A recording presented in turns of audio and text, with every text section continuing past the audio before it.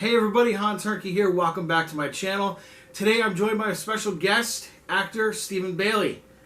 Hi. Stephen Anthony Bailey. Yes? Yeah, I do all three names. Yeah? There we go. Yeah. He does all three. I have like 9 names, but like, you gotta, no, I'm just kidding. I became Stephen Anthony Bailey because when you join the union, Stephen Bailey's kind of a common name. So like there was already a Stephen Bailey with a V, a Stephen Bailey with a PH, and so if I threw my middle name in there, kind of like Neil Patrick Heresy, it became like exactly.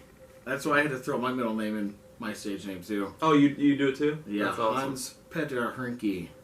I'll give it a little ring there. Like, did you do like a dash or anything like that in there? No, I could though. I could go and change it back, but yeah. I don't think my name's there. I would like to get like big enough in the game to just drop the Anthony out and be the Stephen Bailey. You know what I mean? Yeah. Like, I want to own it. That's awesome, man. So what got you started in this awesome industry of ours, this crazy industry of ours? What got you motivated? Any actor, movie in particular? Yeah, I mean, I always tell this story about being a kid and my mom let me rent tapes from the video store, VHS tapes. Now, for the kids out there listening, a VHS tape was a plastic cassette that you'd put in a machine and it would... so I was renting whatever I wanted, and I remember really liking... My grandfather really liked showing me The Godfather and Arnold Schwarzenegger movies. I was watching Terminator 2 at like 7. And then one day I snuck Scarface up to the counter, slid it up, and I remember the video clerk looked at it, looked at me, looked at my mom. My mom was like, whatever. And so he just rang it out. I took the video home, and I remember watching Pacino do Scarface, and at that young of an age, I knew that was the guy from The Godfather, and that was a magic trick he was doing. Mm-hmm. Adding the accent, changing his skin, changing his behavior. I knew that was a magic trick, and I wanted to learn that magic trick. I wanted to do that and make someone else feel the way that I felt when I watched those movies. Yeah. So, but I come from South Bend, Indiana, originally, so not a ton of acting opportunity out there. Mm-hmm. There's more and more now. Yeah. But I didn't know what a community theater was until I was 18. So the only acting I was doing was like, I had a talk boy from Home Alone. I got one of those too. I still have it, dude. And so I would record voices in there and make little sketches. I would just borrow camcorders whenever I could and shoot little videos and sketches and things like that. And, I remember at that age taking it very seriously. Like, my friends are just goofing around like, no, listen, so here's what I need you to do. Just going right into director mode, and I'm like 12 or something. And then, I graduate high school, and in high school I was, drama club president for 3 years. I always took drama class. I was the lead in the shows. And the guy that was directing me in high school said, come over to the community theater. And I was like, cool, what's that? He was like, no, it's a theater, we do plays there. I'm like, oh, where is it? Is it like out of the, is it in another city or something? And he goes, no, it's down the street from where I've been dropping you off. And I'm like, are you shitting me right now? Like, I went there in that first year, I think I did 10 plays in a row. And I was so excited because I had just been waiting and hitting roadblock after roadblock, looking for an opportunity to be a part of anything having to do with performance. And so when I finally got the opportunity, I was just always there. It became my home.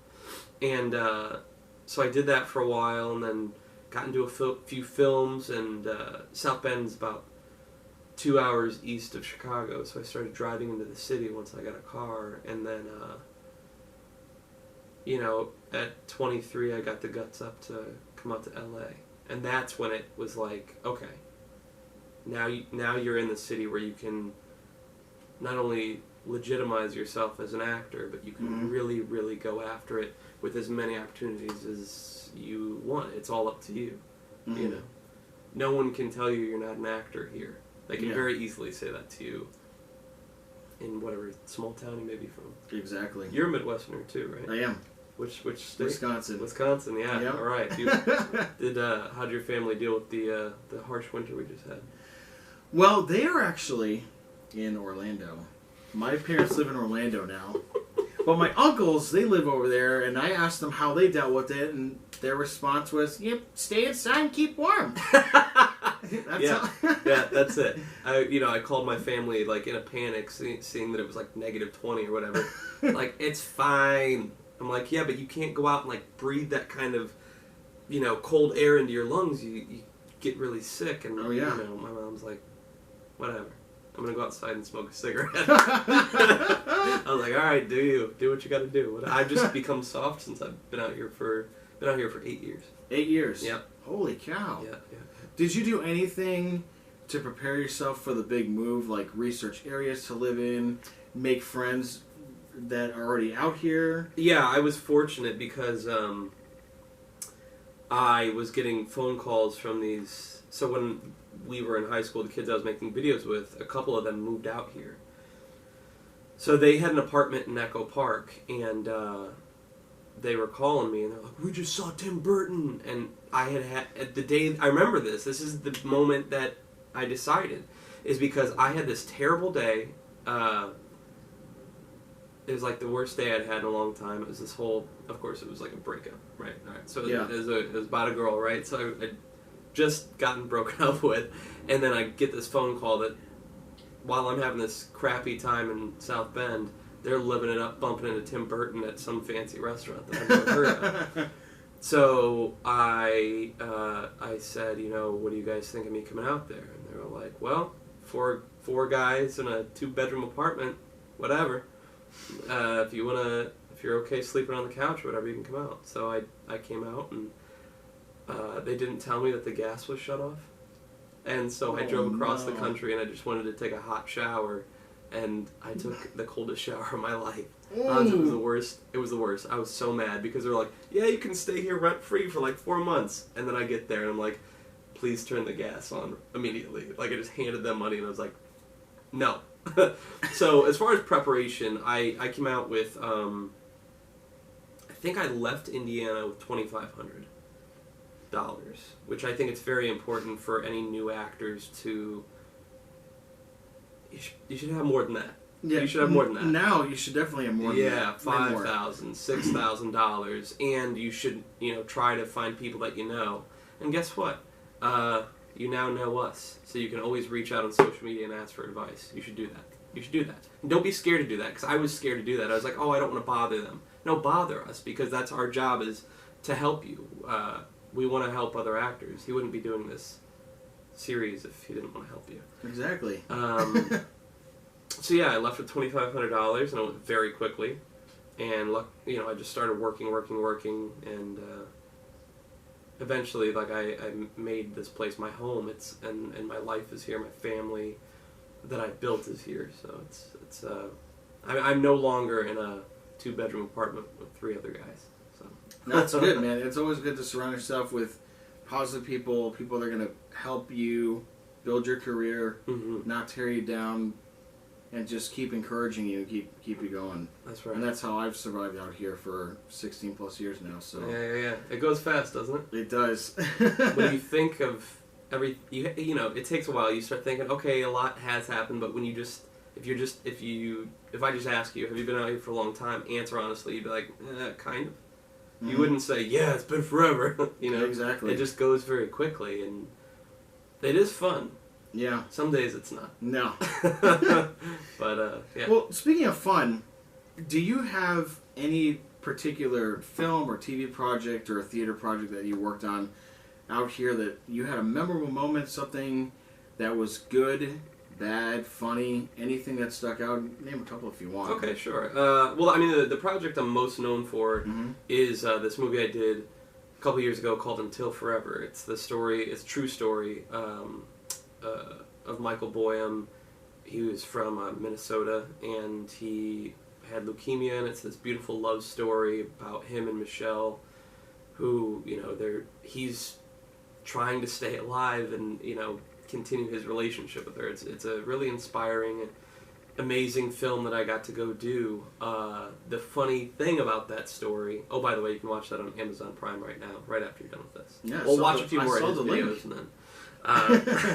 but I mean, you know, to me that's my best work. Here's the funny story behind that. Actors always ask me, like, how do you get auditions? That's the first thing they ask me, right?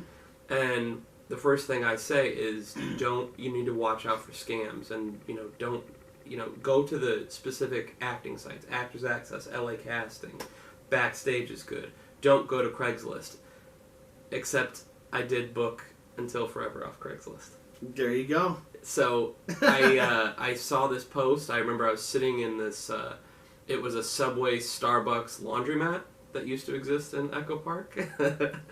All those were in one place. There's no way that was sanitary. There's no way. There's like laundry lint and like dogs walking around. I never ate there. Ever. I did drink that coffee though. Yeah, so I was sitting there. I saw this thing pop up on Craigslist. I said, what's the worst that can happen? I'm just going to send a headshot and see. A couple weeks goes by, I forget about it. And I'm on this date, and my phone starts buzzing, I don't answer it. As soon as it stopped buzzing, it started buzzing again. It's this number from Minnesota. I don't know anybody from Minnesota, unless Prince is calling me. You know, I don't know anybody there. So I finally answer the phone, I'm like, hello? You know, I'm a little, you know, pissed off. Like, they called like 7 times. And there's a lady's voice on the other end of the phone saying, is this Stephen Bailey? Yeah. And then she just kept repeating, you look just like my son.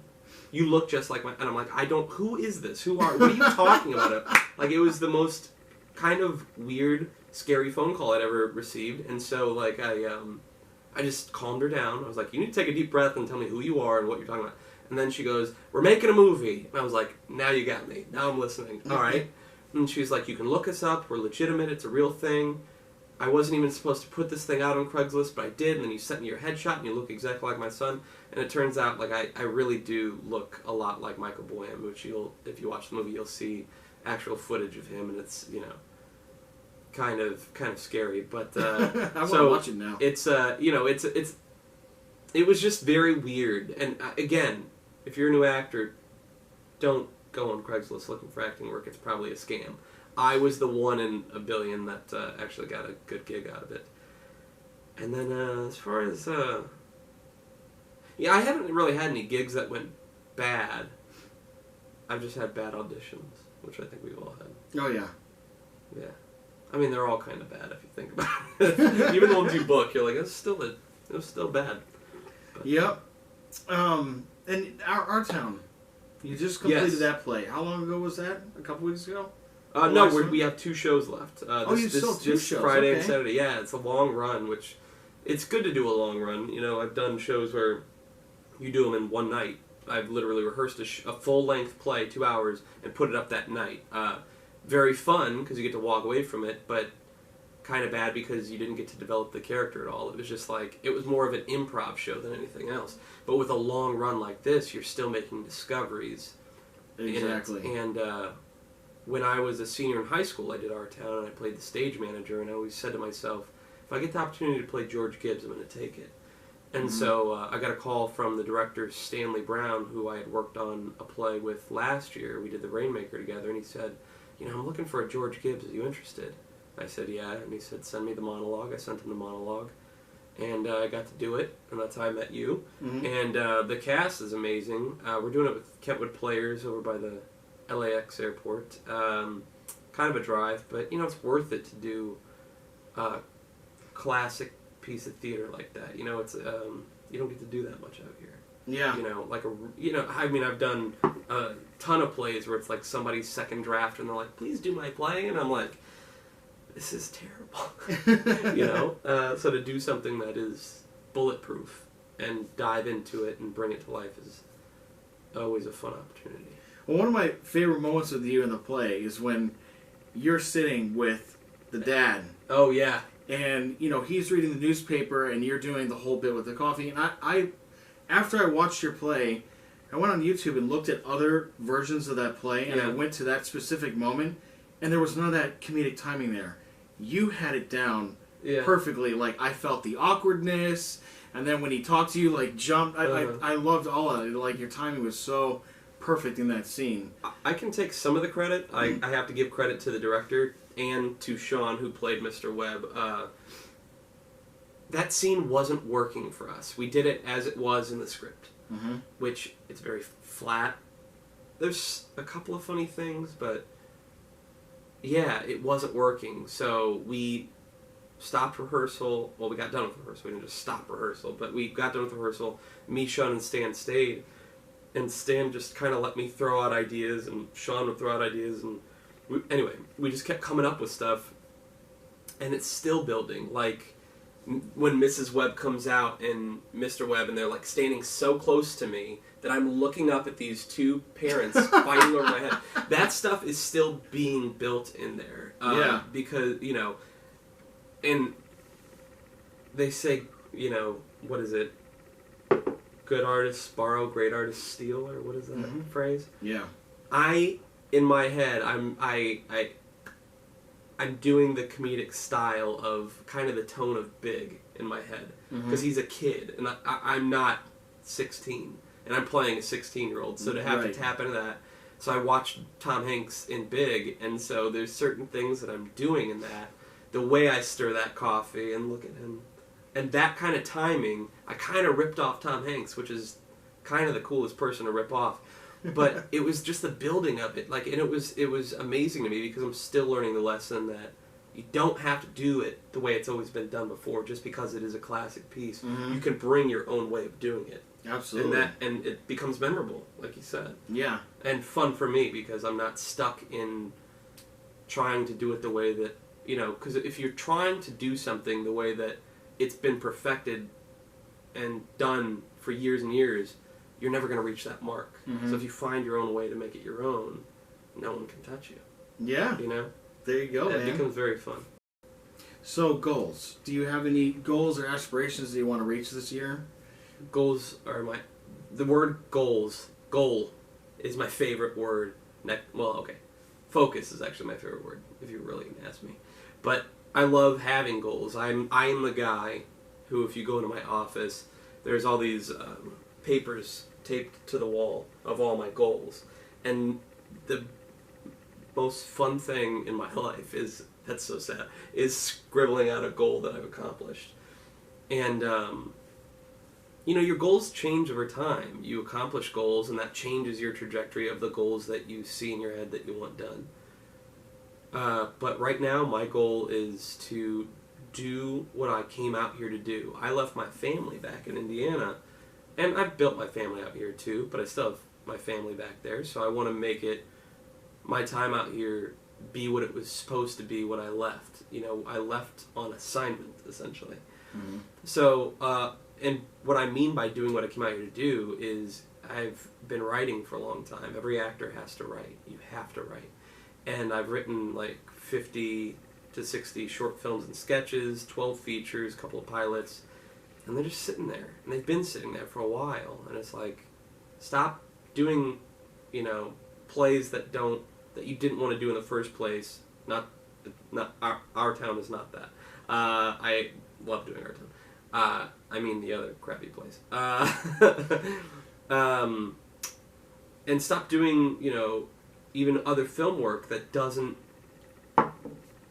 it's not part of the journey that you're trying to create. You know, we should all be trying to create a body of work that represents who we are as artists. Like, you know, if you're a painter, let's say, you could paint something for somebody and sell it to them, but that's not going to do anything for you as an artist. You could put a bit of your art in there, but nothing is better than painting the thing that was in your head and getting it done. So that's my goal right now, is just to get that done. And honestly, that's the best thing for my brand, or for anybody's brand, is to make your own work and get it seen, and be seen on the terms that you want to be seen on, you know? We all have the dream of what actor we want to be, and we have the ability now to make that happen. So I'm just trying to get my films made and, you know, boost up, you know, build up my YouTube channel and go to film festivals and be part of that world. And, yeah, stop focusing on the things that don't serve me as an artist. Right on, man. Yeah. You can support his career. All the links will be down in the description below. Check it out. So, in conclusion, do you have any advice that you want to give to Any aspiring actors out there? I have so much advice, so stop me if I go way too long. Okay, so I am actually working on a book of all my mistakes that I made, or the things I wish I had known. You wouldn't be watching this right now if you weren't looking for advice from actors. So I'm going to give it to you straight. The only way that you can do this now, if you're just starting out, is by making your own work. And you can do that from wherever you're at, if you're in Wisconsin or if you're in South Bend, like where I'm from. You don't have to be out here spending $1,400 a month on a studio apartment, you know, trying to figure out where your next whatever is coming from. You can make projects, put them on YouTube, go to film festivals, be in the theater. There's stand-up comedy clubs and acting schools popping up. The thing that LA has that you don't have, pretty good beaches, a lot of good food, and great acting coaches. Okay, so you don't have those, but that doesn't mean that you can't be an actor where you're at, paying $450 a month for your apartment or whatever, you know. So my advice to you is to make your own work, and that starts with the writing. And if you say I'm an actor, not a writer, no, you're not. You're a storyteller. That's what an actor is. You have to tell the story. So write, and then now you've put yourself in work. You've given yourself work as an actor. And going back to what I was saying earlier about what I had imagined what I wanted to do as an actor in front of the camera, those moments I wanted to have, whether it's, you know, jumping through fire as a police officer or whatever it may be. I just made it up. I mean, I would totally do that. But, like, if that's what you want to do, write it. You know, if you want to be Tom Cruise, write yourself into a Tom Cruise type role and get it made. No one's going to stop you. And then go get it seen. That's the next step. Build your resume. Build it up. With all the opportunity you have now, it's continuing to grow. We are continuing to gain power because we have entire studios in our living rooms. You have it in your pocket. These things have changed the world. Everyone is now an artist and a critic. Yep. But you're a photographer. You can be a writer. You can be an editor. You can be a director, a cinematographer. You can do it all just with a cell phone. And you probably have one. You're probably watching us on your smartphone right now. Yeah. So make your own work. Like, that's it. You know, an actor acts. Acting is a verb. Be a verb. I would say don't get caught in the trap of wanting to be a star.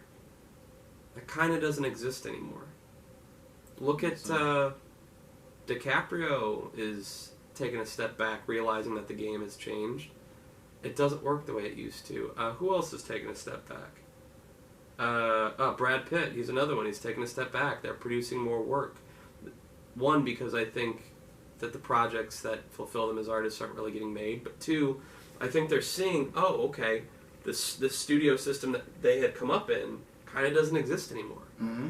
Everyone's a star. We're all stars. That's the other thing that happens, is there's so many people that are celebrities now. It's not the way it used to be 20 years ago when, if you were looking at a celebrity magazine, all those people were like actors.